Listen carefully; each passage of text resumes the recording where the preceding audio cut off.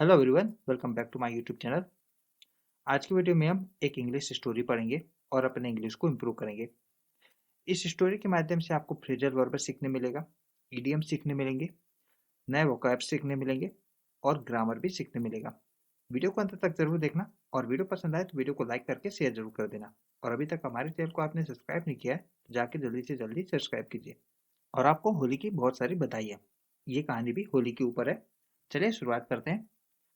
कहानी का टाइटल है कलर्स ऑफ फॉरगिवनेस। फॉरगिवनेस का मतलब होता है क्षमा, कलर्स का मतलब होता है रंग, क्षमा के रंग। तो ये कहानी होली के ऊपर है। होली में कैसे दो दोस्त एक दूसरे को क्षमा करते हैं उसके ऊपर है। अमित एंड रोहन, ये है दो दोस्त, had been inseparable since childhood. Childhood का मतलब होता है बचपन, इनसेपरेबल का मतलब होता है अटूट, अविभाज्य। अमित और रोहन अविभाज्य थे। कब से?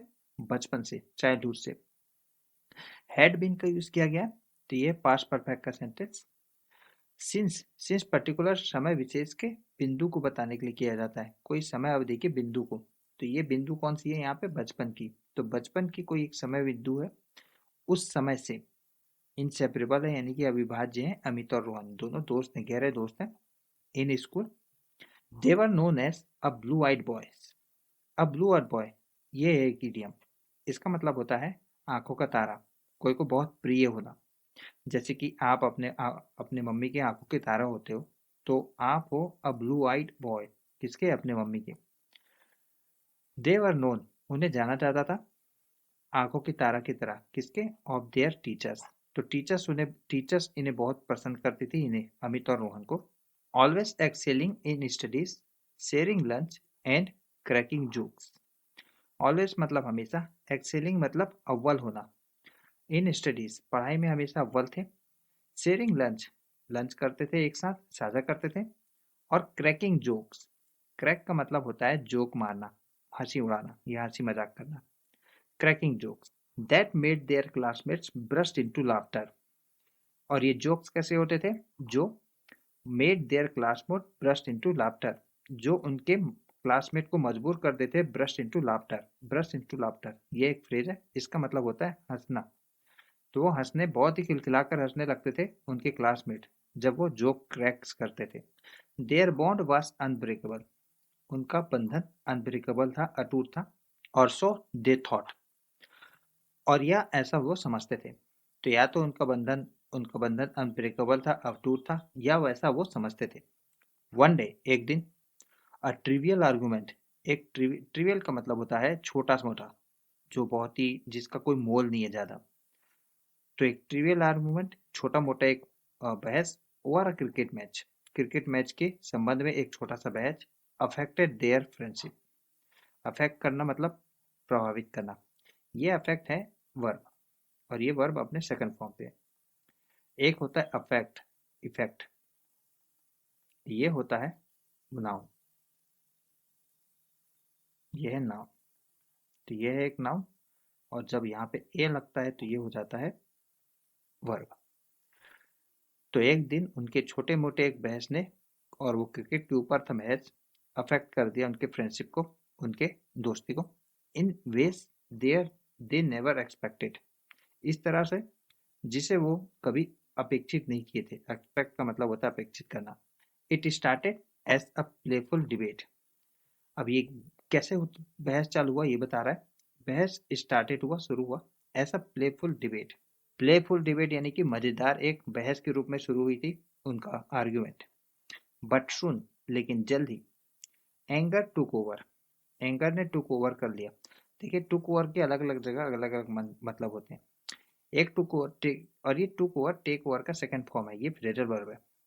टेक ओवर का बेसिकली मतलब होता है कोई का स्थान ले लेना, और यहाँ पे टेक ओवर का मतलब होता है एंगर। टेक ओवर का मतलब होता है बहस हावी हो जाना। तो इनकी बहस में एंगर यानी कि गुस्सा हावी हो गया था। तो शुरुआत तो हुई थी एक मजेदार बहस से, लेकिन जल्द ही क्रोध ने हावी ले लिया उस बहस में। हार्श वर्ड्स, हार्श का मतलब होता है बहुत ही कड़े, जो अप्रिय लग सकते हैं। वर्ड्स मतलब शब्द, तो कड़े शब्द वर एक्सचेंज्ड, एक दूसरे को सुनाए गए। अब यहाँ पे वर्ड्स के साथ अगर एक्सचेंज आ रहा है उसका मतलब होता है एक दूसरे को कुछ बातें बताना या एक दूसरे को कोई बात बोलना। और यहाँ पे हार्श वर्ड है, मतलब कि कोई कड़े शब्द एक दूसरे को एक्सचेंज करना। तो कड़े शब्द यानी कि कोई बुरा बुरा एक दूसरे को बोल दिए होंगे। And both refused to back off. Back off का मतलब होता है पीछे हटना। जैसे आप कोई एकदम एडमेंट हो, एकदम जिद्दी हो कि कोई के सामने आप खड़े हो गए हो और आप खड़े होने के बाद पीछे नहीं हटते हो, ठीक है, तो उसे बोलते हैं कि रिफ्यूज टू बैक ऑफ। अगर आप पीछे हट जाते हो तो उसे बोलेंगे बैक ऑफ, ठीक है। तो आप कोई एरिया में या कोई ऐसे सिचुएशन में हो जहाँ पे आप लड़ने के लिए तैयार हो और बीच में आप अगर पीछे हट जाते हो तो उसका मतलब होता है बैक ऑफ। और ये बोल रहा है कि रिफ्यूज किया गया है। रिफ्यूज का मतलब होता है मना करना।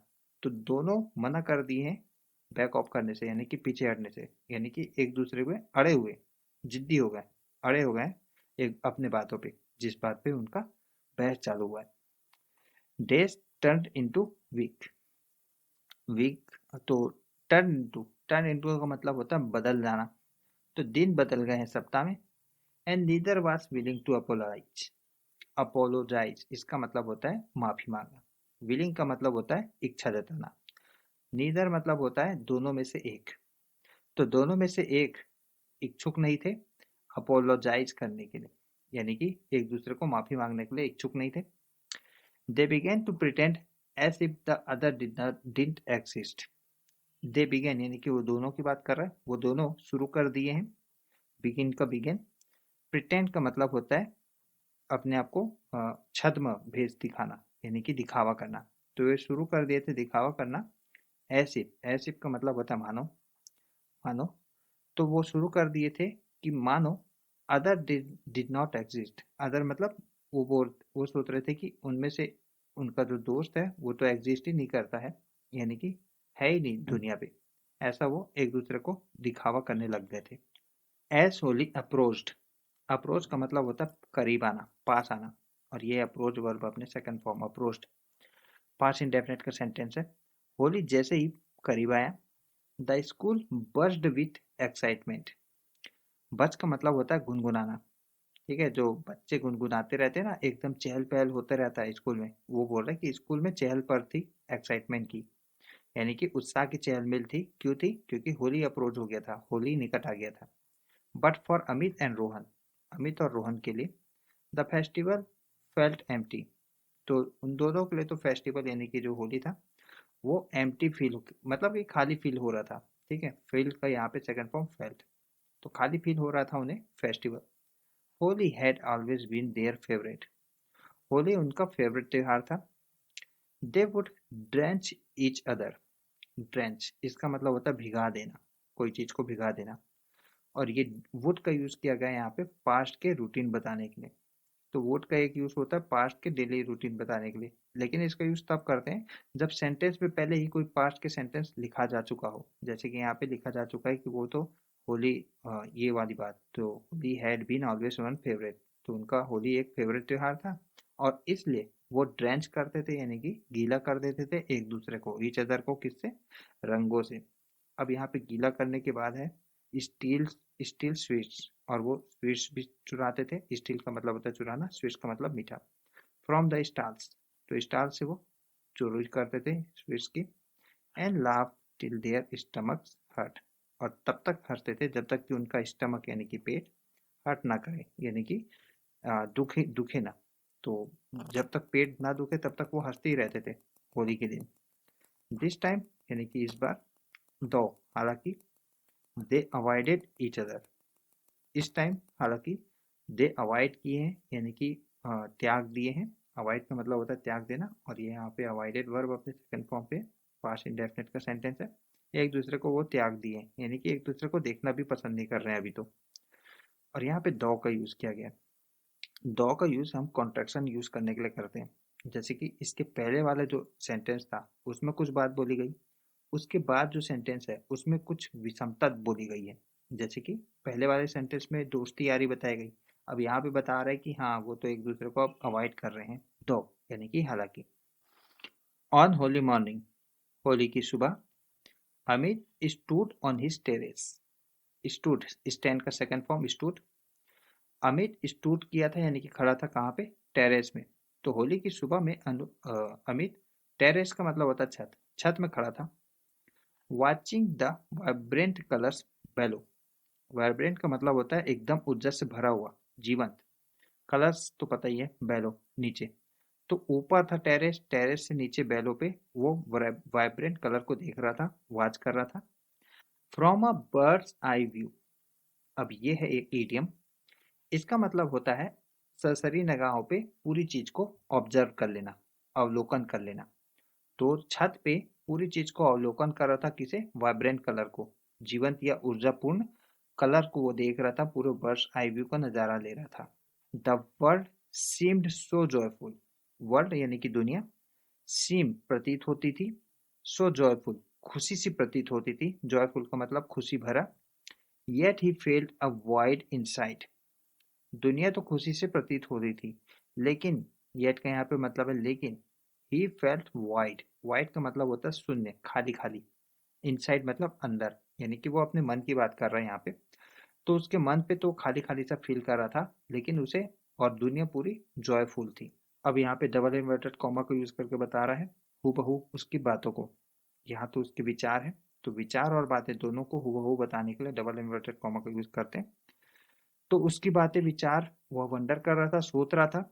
वंडर का मतलब होता है सोचना। Is this how friendship ends? क्या ऐसे ही फ्रेंडशिप, दोस्ती एंड्स होती है, समाप्त हो जाती है? मील वाइल, इसी बीच। मील वाइल का मतलब होता है इसी बीच। रोहन टू, रोहन भी, टू का मतलब होता है भी। फेल्ट रेस्टलेस, रेस्टलेस का यहाँ पे मतलब होता है बेचैन। इसी बीच रोहन भी बेचैन था। He tried to join his cousins. वह ट्राइड किया यानी कि प्रयास किया, ट्राई का सेकंड फॉर्म ट्राइड। तो वह प्रयास किया ज्वाइन होने को, यानी कि जुड़ा किससे? कजन से। उसके जो भाई है, कजन है, उनसे जुड़ा। इन द सेलिब्रेशन, सेलिब्रेशन में यानी कि होली के त्योहार में अपने कजन के घर गया होगा, या कजन उसके घर आए होंगे, तो उनसे वो मेल जोल बढ़ाया होली पे। But could not shake of the emptiness. Shake of का मतलब होता है कोई चीज को छुटकारा पाना, दूर भगाना, कोई अवांछित चीजों को दूर भगाना, जो आप चाहते नहीं हो उसे हटाना, दूर भगाना या छुटकारा पाना। तो ट्राई तो किया अपने कजन के साथ जुड़ने का, अपने भाई के साथ जुड़ने का, जो चचेरे या मामा के लड़के हैं उनके। लेकिन उसके जो खालीपन है रोहन का, वह शेक ऑफ नहीं कर पाया, गेट रिट ऑफ नहीं कर पाया, यानी कि वो दूर नहीं कर पाया, छुटकारा नहीं कर पाया। He had thought their fight was just a phase.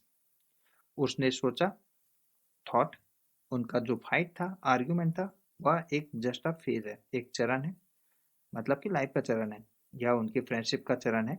But Amit had truly distanced himself. लेकिन अमित ने ट्रूली यानी कि वाकई रूप से, सच्चे रूप से डिस्टेंड कर लिया था हिमसेल्फ को। अमित ने अपने आप को, हिमसेल्फ को दूर कर लिया था वाकई। तो ये तो सोच रहा था रोहन की ये तो एक फाइट है, बस एक चरण है जीवन का। लेकिन अमित तो अपने आप को पूरी तरीके से अलग कर दिया था, डिस्टेंट कर लिया था हिमसेल्फ। देन, तब, in a moment of realisation, realisation का मतलब होता है एहसास होना, मोमेंट मतलब पल, एहसास के पल में Amit rushed to Rohan's house.